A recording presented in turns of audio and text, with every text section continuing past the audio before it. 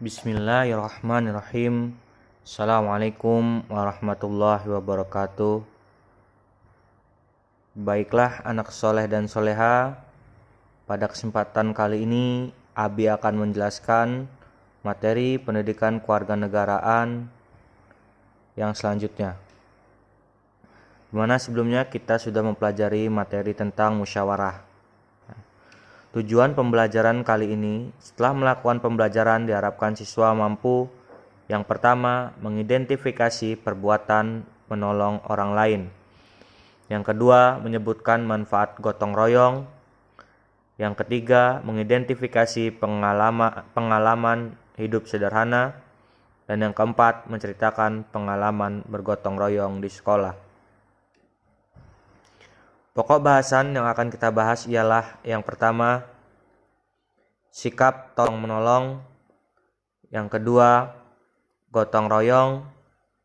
Yang ketiga, hidup sederhana. Dan yang keempat, pembahasan soal. Bagaimana? Anak soleh sudah siap untuk membahas pokok bahasan yang ada kali ini? Yang pertama, sikap tolong menolong. Tentunya anak soleh dan soleha harus melakukan sikap tolong menolong kepada sesama. Menolong orang lain merupakan perbuatan yang terpuji yang sesuai dengan pengamalan sila kedua Pancasila yang berbunyi kemanusiaan yang adil dan beradab. Saat menolong, kita tidak boleh membeda-bedakan suku, agama, atau ras agar kerukunan di antara kita semua tetap terjaga. Manfaat sikap tolong-menolong kepada sesama antara lain ialah meringankan beban orang yang sedang kesusahan, meringankan pekerjaan orang lain, mempererat hubungan bersama, serta menumbuhkan rasa persaudaraan dan kemanusiaan. Kebiasaan tolong-menolong akan menumbuhkan rasa saling peduli dengan sesama. Jadi, tolong-menolong merupakan pengamalan sila kedua Pancasila, dan kemudian tolong-menolong itu anak soleh tidak boleh memandang suku, agama, ras agar kerukunan di antara anak soleh semua tetap terjaga. Selanjutnya, gotong royong.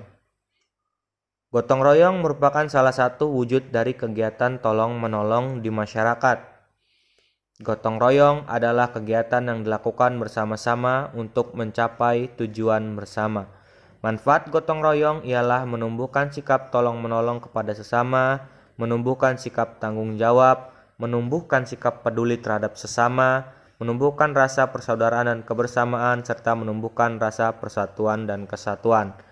Tentunya anak soleh pernah atau sering melakukan kegiatan gotong royong tanpa disadari, seperti kegiatan di sekolah, di rumah, mungkin bersih-bersih di rumah ya sama orang tua ya. Itu termasuk kegiatan gotong royong. Baiklah, selanjutnya hidup sederhana. Sikap hidup sederhana merupakan pilihan gaya hidup yang baik. Hidup sederhana artinya hidup sesuai dengan kebutuhan dan tidak berlebih-lebihan. Gaya hidup sederhana adalah cerminan dari sikap rendah hati, tidak sombong, dan sikap peduli terhadap sesama. Orang yang hidup sederhana akan mendahulukan kebutuhan daripada keinginan. Jadi anak soleh hidupnya tidak boleh boros, ya, tidak boleh berlebih-lebihan, ya. Jadi harus mendahulukan kebutuhan daripada keinginan. Mungkin anak soleh ingin sesuatu, tapi ada yang lebih urgen atau lebih penting, ya.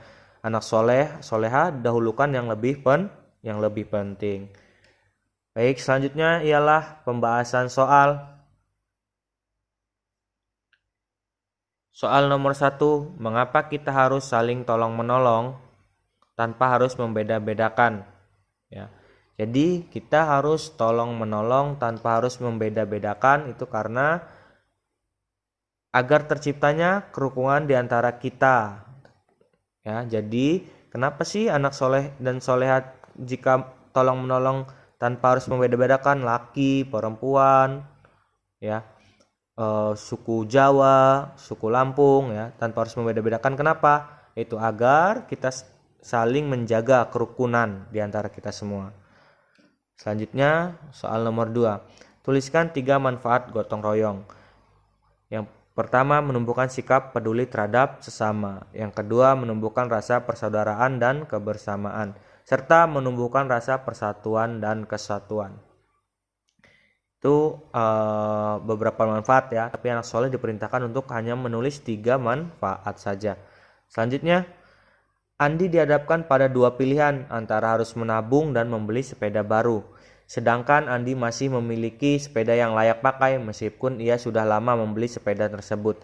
Jika kamu menjadi Andi, sikap mana yang sebaiknya kamu pilih? Berikan alasan. Oke. Anak soleh dihadapkan pada kebutuhan dan keinginan. Ya. Kita tadi hidup sederhana, jadi yang didahulukan ialah kebutuhan ya. Saya akan memilih untuk menabung karena membeli sepeda baru hanya sebuah keinginan yang tidak harus dituruti ya. Selain itu, sepeda yang lama juga masih layak pakai. Jadi sepeda baru itu belum perlu atau belum dibutuhkan, sehingga kita lebih memilih untuk menabung. Soal nomor 4. Ceritakan pengalamanmu gotong royong di sekolah ya. Jadi ceritakan pengalaman anak soleh ketika gotong royong di sekolah ya, sesuai dengan pengalaman anak soleh masing-masing ya. Abi contohkan, misalkan sedang kegiatan go green ya, ada yang menanam bunganya, ada yang mengambil tanahnya, ada yang menyiram ya, semua ada tugasnya masing-masing tapi dikerjakan secara bersama-sama ya. Oke, itu saja untuk pembahasan kali ini. Materi yang pertama ada gotong royong, kemudian saling tolong menolong, dan hidup sederhana. Semoga anak soleh dan soleha mampu menerapkannya dalam kehidupan sehari-hari. Itu saja penjelasan dari Abi pada materi kali ini. Semoga ilmu yang Abi sampaikan bermanfaat dan kalian terapkan dalam kehidupan sehari-hari. Jazakallahu khair. Wassalamualaikum warahmatullahi wabarakatuh.